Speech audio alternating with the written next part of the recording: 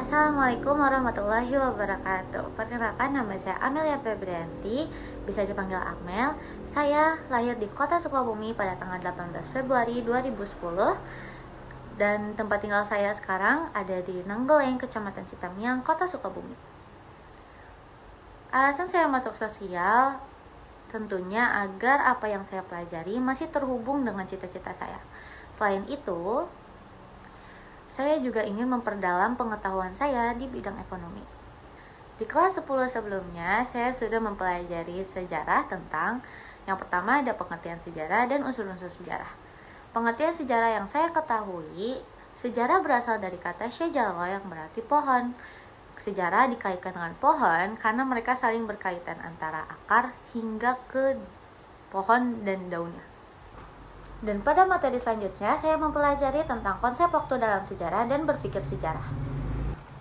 Dan dari apa yang saya pelajari, saya mengetahui bahwa peristiwa sejarah itu tidak akan dapat dipisahkan dari unsur yang pertama manusia, yang kedua ruang atau tempat, dan yang ketiga itu waktu. Dan dari materi konsep waktu, saya dapat mengetahui bahwa konsep waktu dalam sejarah itu ada 3. Yang pertama ada perkembangan, yang kedua ada perubahan, dan yang terakhir ada kesinambungan. Selain itu juga saya mengetahui bahwa maksud dari berpikir sejarah itu bukan kita memikirkan sejarah secara terus-menerus, tetapi ada 2 cara untuk dapat berpikir sejarah. Yang pertama secara diakronik dan yang kedua ada sinkronik. Dan yang menjadi pembeda di antara keduanya, diakronik ini penulisan sejarah hanya terpaku pada peristiwa, politik, dan tokoh-tokoh besar. Sedangkan yang sinkronik, peristiwa sejarah dilihat dari aspek sosial, budaya, dan keagamaan. Selain itu, diakronik juga melibatkan penelitian melalui suatu gejala sejarah dengan jangka waktu yang panjang. Sedangkan sinkronik, peristiwa sejarah dibahas melalui beragam ilmu sosial. Jadi intinya, proses berpikir diakronik ini proses yang menekankan meluas secara waktu tapi terbatas oleh ruang. Sedangkan sinkronik dia meluas dalam ruang tetapi dibatasi oleh waktu.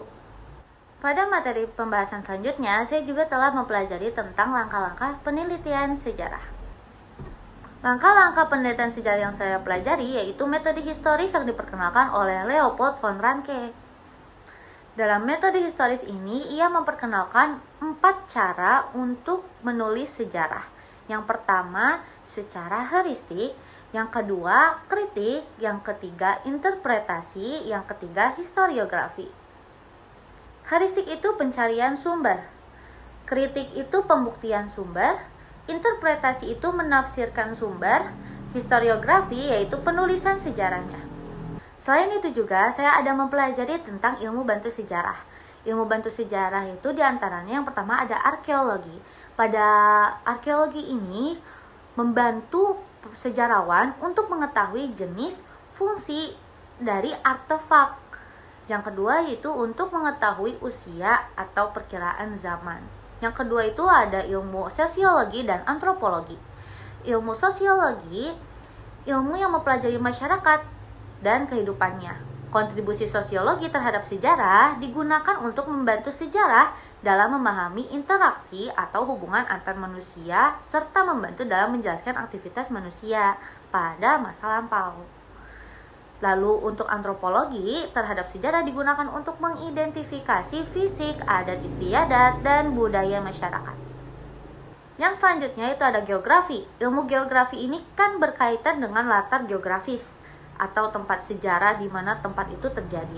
Maka dari itu, di dalam geografi ada dimensi ruang yang membantu menjelaskan kejadian sejarah.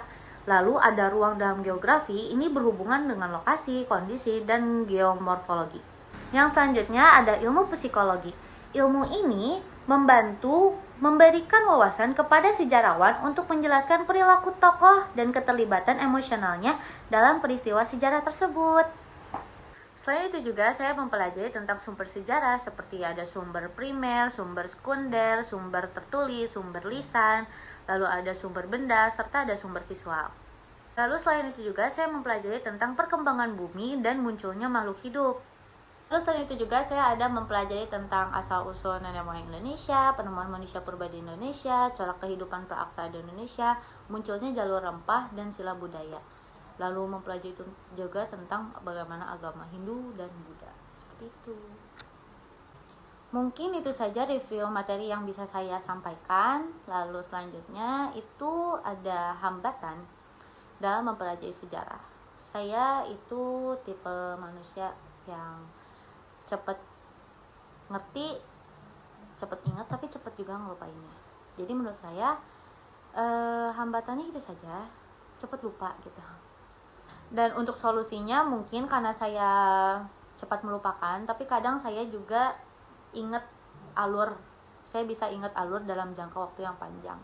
Tapi saya mungkin lupa apa aja yang ada di dalamnya, tapi untuk alurnya saya ingat.